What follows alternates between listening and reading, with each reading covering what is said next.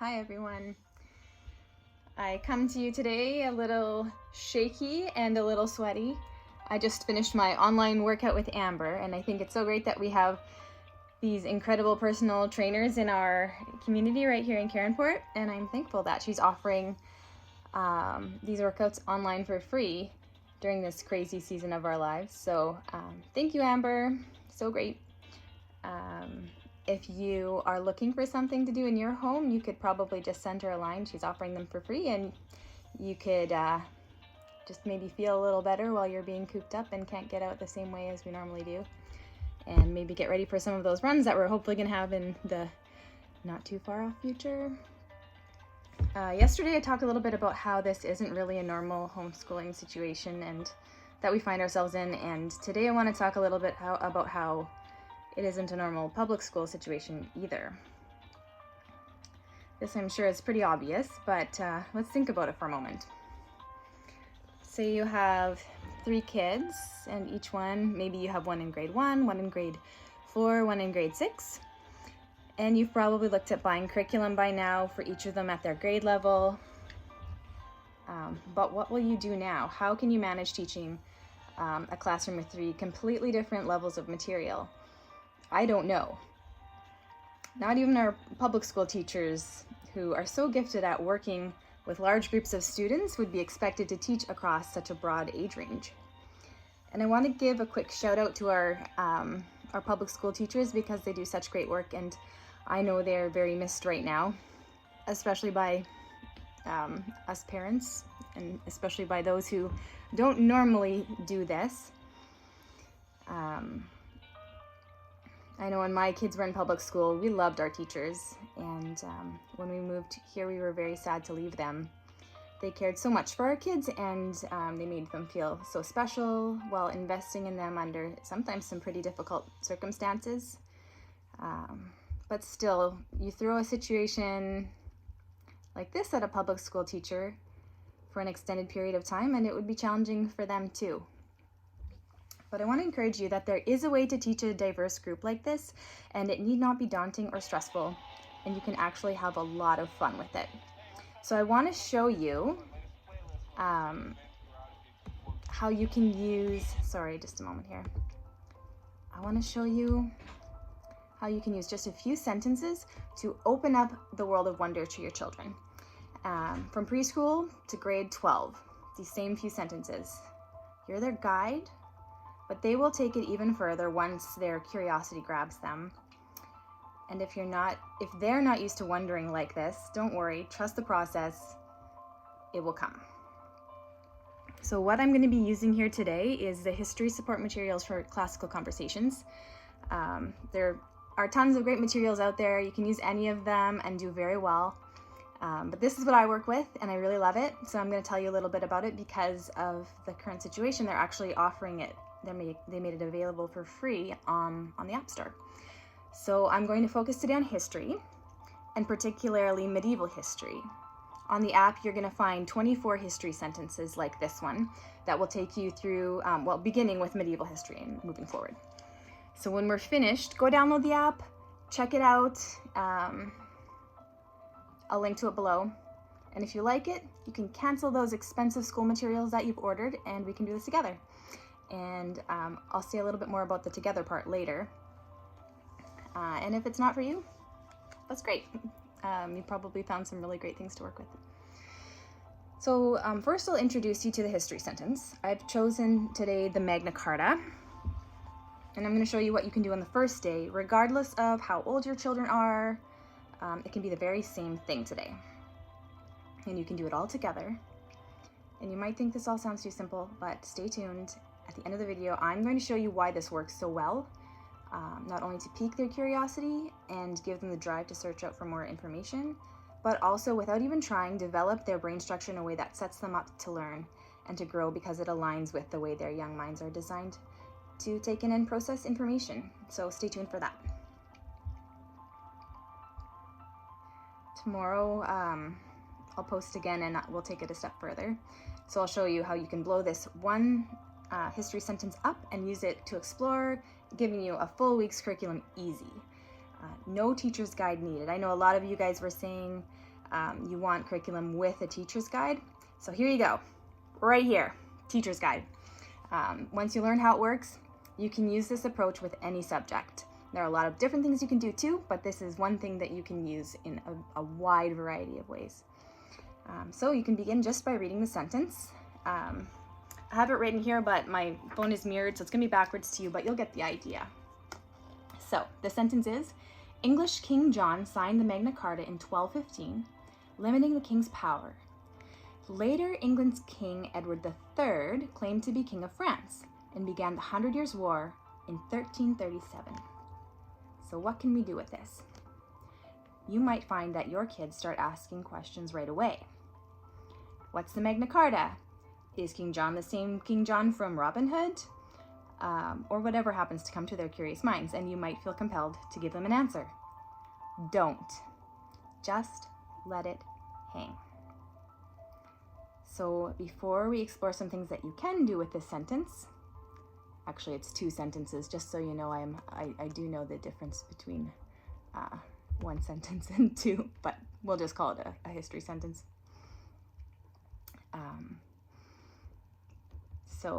Before we look at what we can do with this sentence, I want to take a moment to consider together what we've just learned, just by reading this sentence. So we have here, let's see if I can do this. Yeah, I'll switch this way so I can do it right-handed.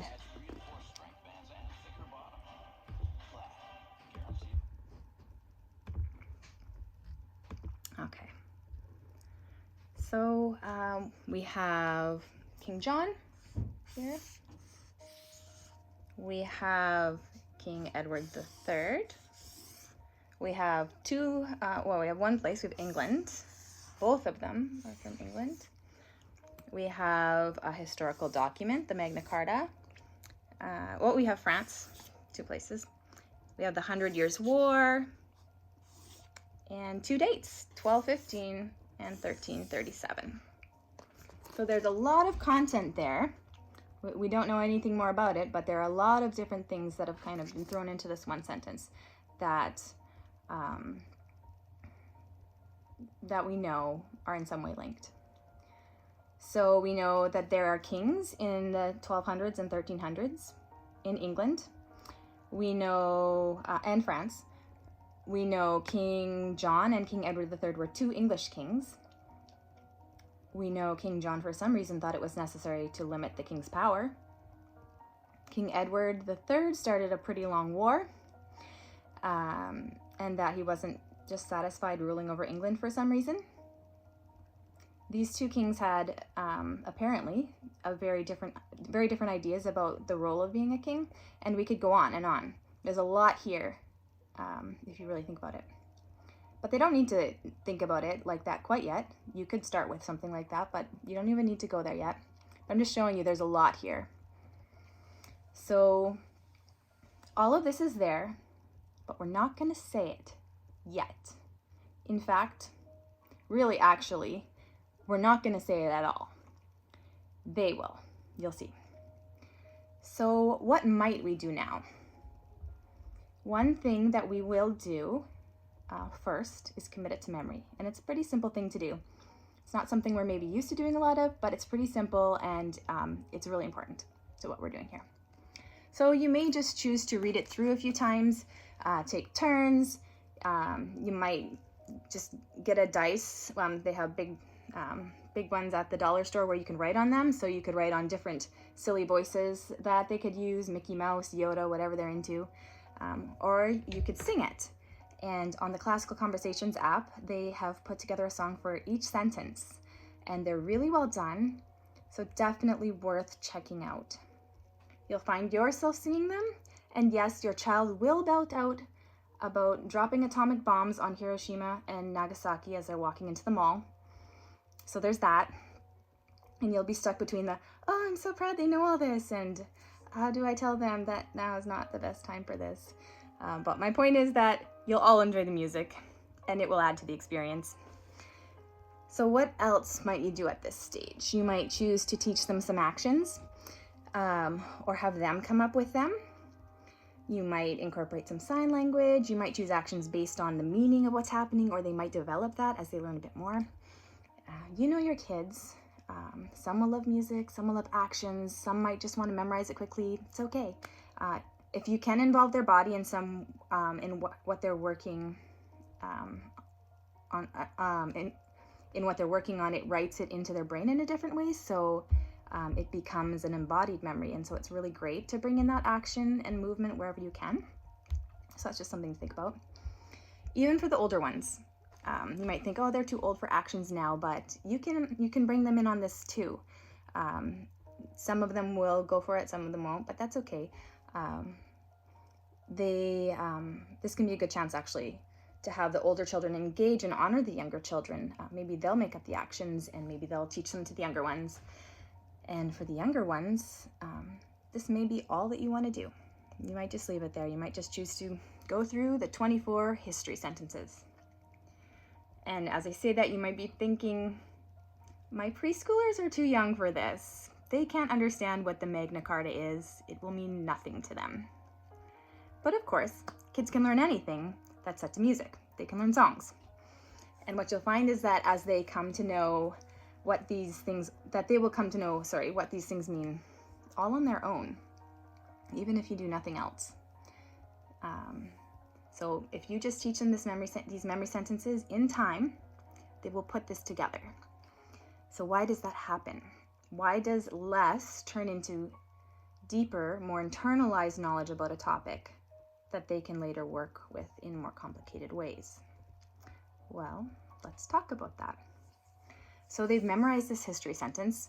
They have all the component parts that they know in some way relate to each other. And now every time that they come across any of these words in the future, their brain will tag it for a potential connection that will fill out more detail, and it will, anytime they hear them, it will bring back this memory sentence. And that's why you will have your kids singing about atomic bombs as you walk into the mall. But yes, their brain will tag it for those potential connections and will naturally fill out the ideas in time. So I want to show you this fancy diagram. It won't matter that it's backwards, I think. This, as one of my favorite profs, Jerry Shepard, might put it, is a highly oversimplified diagram of your child's brain. These dots represent ideas that they've come to recognize here and here and here and here. And the lines are the various connections between the ideas that they've made over time. And I'll explain why this diagram looks so simple. It doesn't start out this way, but let's just say this is where they're at right now. And notice that as the connections are made between ideas, they'll see new intersections between ideas, such as right here. And so they'll get a little connection there, a couple over here. I'm just gonna grab this with the other arm.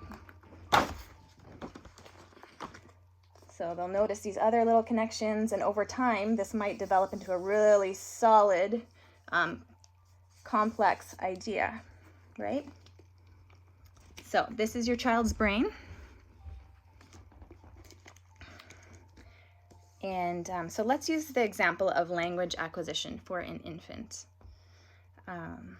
When an infant's exposed to new sounds, so one that's not native to their environment, for example, maybe a word in a different language that has sounds that don't occur in the language of their environment, they will, I can't remember if they stop sucking or if they increase the rate of sucking, but either way, it's a measurable different response.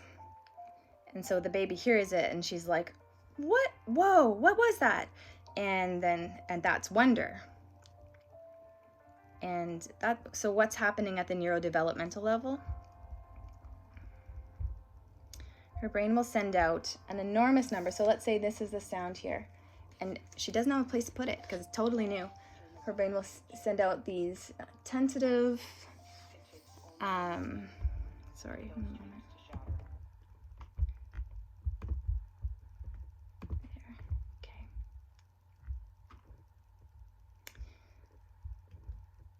So her brain will send out an enormous number of tentative potential links because her brain doesn't quite know where to place it. and there's nowhere obvious to put it. That's plasticity. So we get all of these really fine, tentative potential links that might intersect with all kinds of different things. And over time, as they hear that same sound in various new contexts, the same thing will happen, but with a slightly different set of circumstances. And so some of the possibilities will be reinforced. So maybe this one happens a number of times and that gets reinforced. And so these connections are more solid. And showing that, yeah, I've probably found something here. There's probably a real connection here. And those tentative connections that aren't reinforced over time will disappear. This is called pruning. And this brings the state, once the pruning happens, into a state of consolidation, a place of rest and confidence. And over time, they'll end up with a solid underlying cognitive structure throughout this process.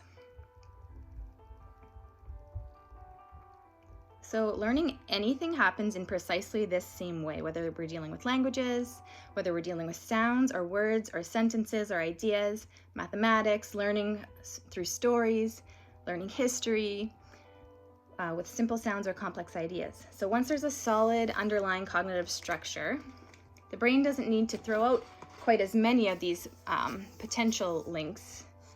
It doesn't need to make as many wild guesses. It can begin to make educated guesses. And it can make strong, solid connections more quickly. So it will know this and this are connected, and there's a solid link between those things and those things. And a lot of these lighter lines will just disappear, and they'll have a solid cognitive structure. This, as I mentioned before, is a feature of cognitive structuring and the movement from plasticity to a consolidation phase. So it's really important, it's actually really important to bring the brain into a consolidation phase periodically. It can be mentally draining and physically draining to be in a plastic state chronically. If you've ever found yourself in a sudden cross-cultural setting and experienced culture shock, you know what it is to experience chronic plasticity. And plasticity without consolidation can actually lead to a disorganized cognitive structure rather than an organized one. It's a lot harder to get here just through plasticity. My teacher friends probably also know that it's a great idea to bring your students to a place of consolidation, for instance, before a test. You'll see their best work that way. But we also don't want them to stay in consolidation for too long because we don't want them to stagnate, to feel as though they already know everything. They'll lose their sense of wonder. We want to bring them back to that place, to flood their cognitive world with new and intriguing, mysterious unknowns, a world that calls for more discovery. And this is what we do when we present them with a new set of ideas that are solid, that they know up front relate to each other in some way, but we don't give it all away. So what we're doing when we give them a sentence like this is we're giving them a solid idea here, and a solid idea here, and a solid idea here, and a solid idea here, and a solid idea here. And we're saying right from the get-go, these things are connected. And so when they see these things out in the world, they've got a place to start to put it. And so they can move more quickly through the plasticity and consolidation process. So we want to flood their cognitive world. We want to give them a world that calls for more discovery, and this is what we do when we're doing this. But we don't give it all away. That's plasticity, that's wonder, that's what draws them into a world in a spirit of exploration. So go ahead, give it a try. I'll meet you back tomorrow to see what can happen in the next phase. Bless you all today.